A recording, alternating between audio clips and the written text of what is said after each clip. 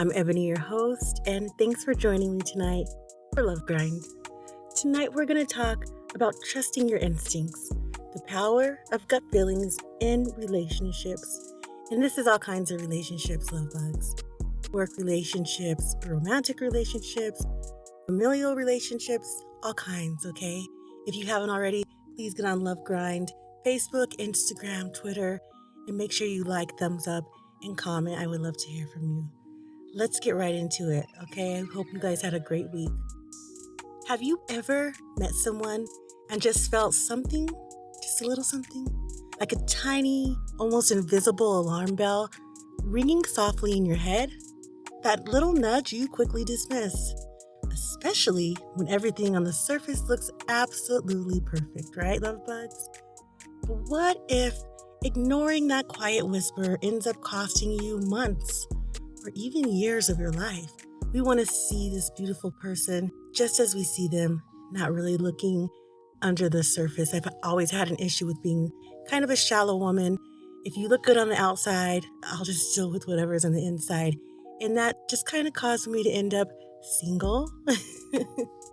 So picture this. You meet a new person, and wow, this person seems like everything you've ever wanted. They're charming, attentive, with a smile that can win over anyone.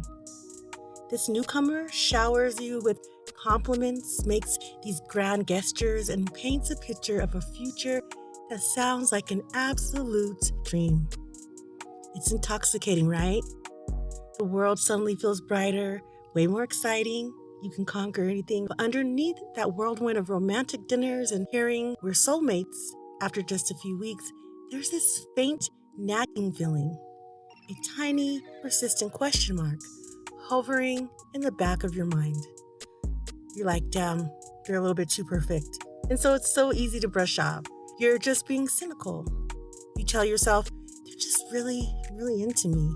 I mean, who wouldn't want that kind of attention, that level of certainty from someone so captivating? This person makes me feel seen, adored. But here's the thing, love bugs, that nagging feeling isn't cynicism at all. It's your intuition, your internal compass, trying to signal that something's off. This feeling often surfaces when our subconscious picks up on patterns from past experiences or subtle cues our conscious mind hasn't quite registered yet.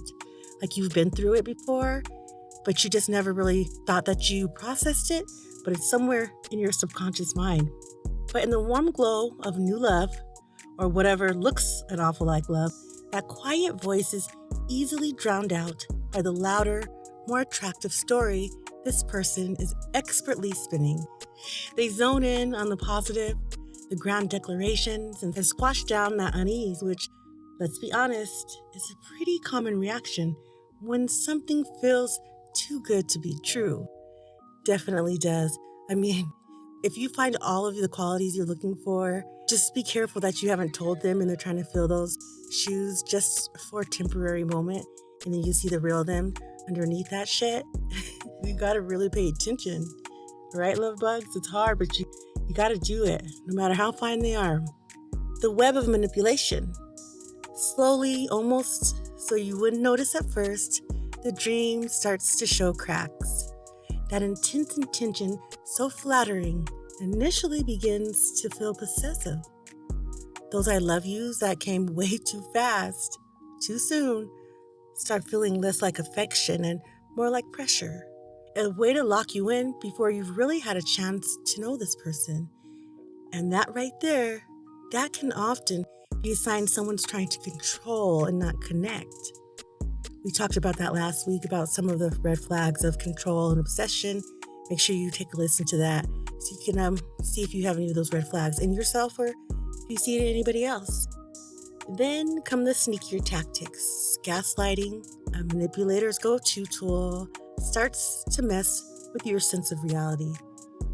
If you question something this person said or did and something that doesn't quite line up with that charming image, the manipulator twists it. You're imagining things, or you're just being too sensitive. They make you doubt your own memory, your own sanity. It's a classic way manipulators tear down your self-esteem and how you see the world. That's when it starts to begin. You think it's like love and you're like, oh God, he or she loves me so much. No, that shit is control. And you got to watch out for that. And that gaslighting, that's a horrible way to be in a relationship. Like, I know you just said what you just said, and now you're, pay attention, love bugs. Isolation is also an agenda. Suddenly, your friends are negative influences, and your family just doesn't seem to understand your special connection. This person subtly, and then not so subtly, creates distance between them and your support network. All right, this is a classic control tactic to make you more dependent on them. And the mood swings, oh, wild. One moment they're the charming person you fell for, and the next they're cold and critical or playing the victim to get sympathy. You find yourself walking on eggshells, constantly trying to predict the manipulator's reactions just to keep the peace. And that's a big sign of like codependency. If you find yourself doing things to make somebody else happy and not expressing yourself just to keep the peace, love bugs, just so you can get that initial feeling back, right? That's kind of what love addiction is too. I mean, you're trying to get that reward system going.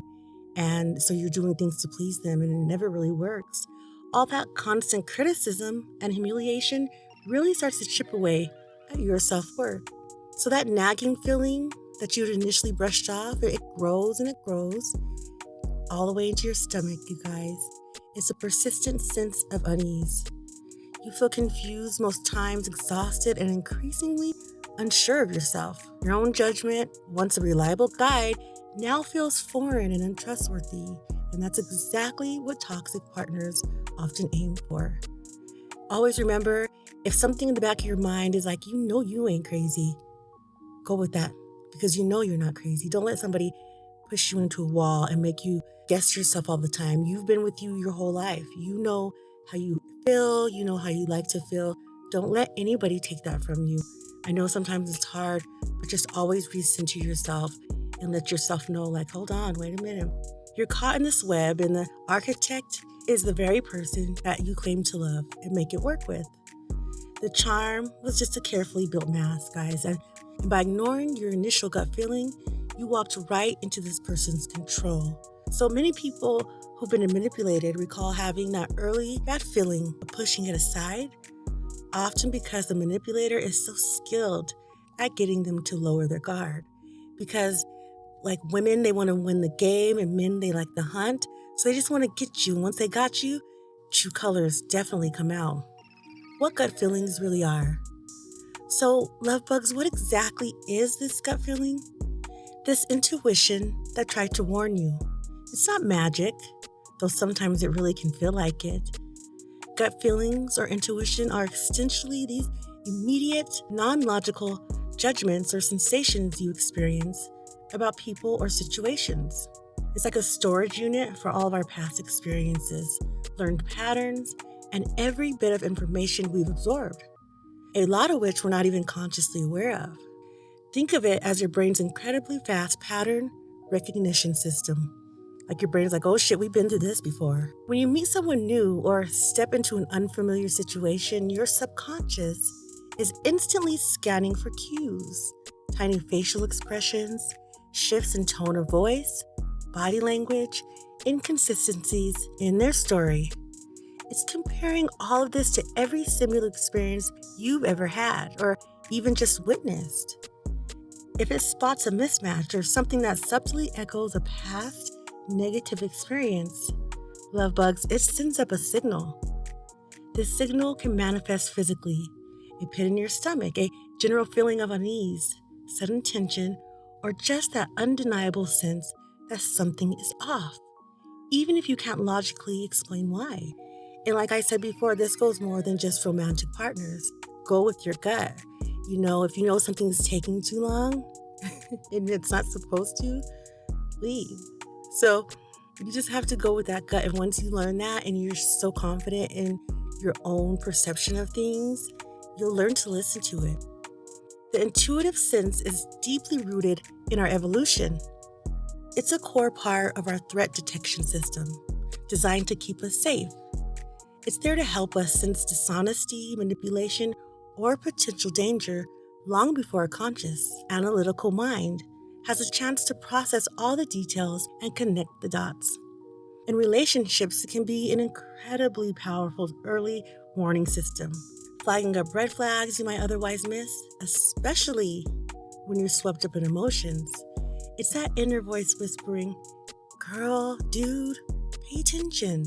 Or sometimes, as one person put it after ignoring their gut, screaming, "Get out."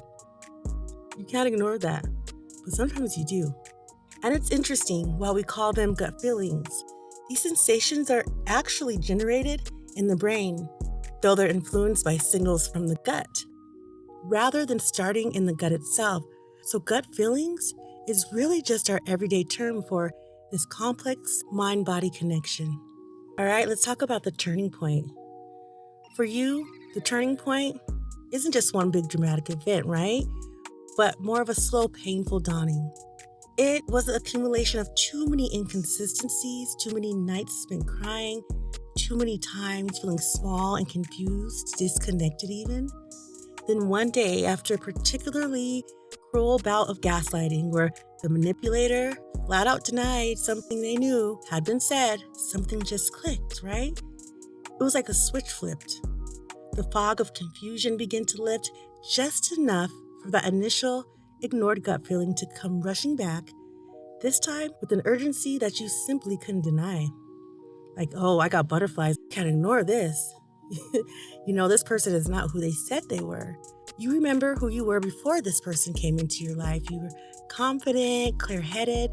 You started to see the pattern, the initial love bombing, the subtle put-downs, like, well, you can't drive that well. The isolation, the way this person had systematically chipped away at your trust. It was a textbook case, and you were smacked in the middle of it. Realizing this was terrifying, but also in a strange way liberating. It meant you weren't crazy. They were just manipulating you. Damn right, when you get that feeling back, you're like, I knew I wasn't crazy. It was that person that was crazy. You gotta be self-aware, love bugs. We talk about that all the time. You stumbled upon an article describing emotional manipulation, and it fit down to the T. That nagging feeling you had, the suppressed intuition that you were using. Let's talk about learning to listen to your gut. Let's learn how to really hone in on that and listen to it so we don't keep making these same mistakes. Your superpower awakens. Getting your attention back wasn't an overnight fix. It was a journey, a process of rebuilding trust in yourself after you ended the relationship. The very first step was admitting just how much the emotional abuse had messed with your ability to trust your own judgment. And that's key because manipulators really do aim to make you lose trust in yourself. They started by soaking up everything they could about manipulation, about healthy relationships, actually look and feel like. So now you're just all of a sudden in this toxic relationship, guys. You're filled with anxiety and echoes of your past bad relationships. Trauma from your past toxic relationships can sometimes cloud your judgment, making it tough to know if a gut feeling is real, or warning, or just a fear-based reaction. You're like, okay, let me not treat this person like this because that happened in my last relationship. But you have to look at the facts, you have to look at the reality and say, wait, no, but this is the same, and it's time for me to go. Okay, so what you can also do is do mindfulness practices. Meditation works, how is your body feeling? You could also reach out for support, love bugs, talk to trusted friends and therapists. They help with the processes and your experiences are real. Surrounding yourselves with people who truly listen and treat you as an equal is key to rebuilding your self-worth. Practice trusting your perceptions in a healthy environment. It takes time to love yourself well after abuse, and this self-love is so vital for restoring a strong sense of self and the ability to trust your gut again.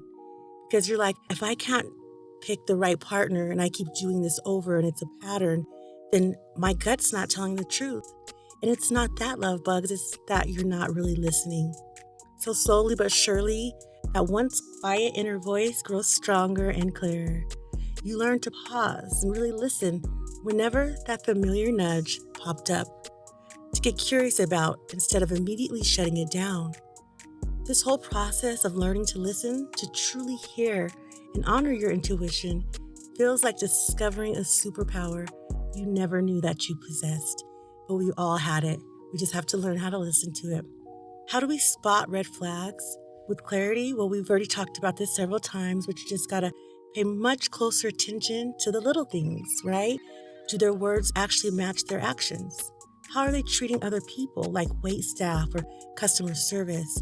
And simply the feeling that you just get being around them. Gotta remember that. Use your intuition, understand how to avoid danger, recognizing genuine connections. These positive gut feelings, that sense of ease, safety, and real compatibility, love bugs, becomes equally important signals guiding you toward healthier interactions. What about some practical steps to hone in on your intuition? Let's talk about some of that, like how can you develop more trust within yourself and the skills that you can trust yourself in practical ways and you can stay stronger and make a stronger connection. You can always get to know yourself better. We always talk about that. Make it a habit to check in with your emotions and what your body is telling you, especially when you're in new situations or around new people. If you know you're feeling annoyed or angry at something, check in and take clues to that. They're valuable. Learn to distinguish intuition from anxiety or fear. This can be tricky, love bugs, no doubt. As we've discussed, true intuition often feels like a calm, clear knowing, even if the message is a warning. Anxiety, on the other hand, tends to be more agitated, loud, and often rooted in what ifs, worst case scenarios. Remember, you check your emotions, you check the facts and your feelings. If that's not all lining up, that's probably anxiety. Trauma responses can also mimic intuition. So if you have a history of trauma, working with a therapist can be incredibly helpful in sorting these feelings out. You can pause and reflect, but don't ignore the feeling. When a strong gut feeling surfaces, especially a negative one, take a moment. Don't necessarily react on impulse, but definitely don't just brush it aside. Ask yourself things like, what specifically might be triggering this feeling? Does this feeling align with things I can objectively see? Get curious and seek clarity. Observe the person or situation more closely. If it feels appropriate, ask gentle identifying questions. Look for patterns of behavior. Explore mindfulness and grounding exercises. We talked about this a little bit before. There's journaling, you can meditate, and just keep yourself on track with your emotions and make sure they're accurate. And finally, you can start small. What does your gut say about which route to take to work today? Or what to order for dinner tonight? The more you listen and see positive results, the easier it'll become to trust in bigger, more complex situations like relationships. So I'd love to hear from you, love bugs. Have you ever had a gut feeling about someone or something that turned out to be totally spot on?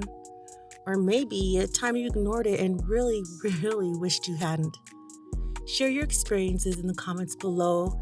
Your story could genuinely help someone else learn to trust their own inner wisdom. And if this video resonated with you, of course, subscribe for more content on navigating relationships, personal growth, and don't forget to hit that notification bell. Don't miss out on our next one. Remember that ignoring that nagging feeling about your charming new partner led you into a really painful web of manipulation.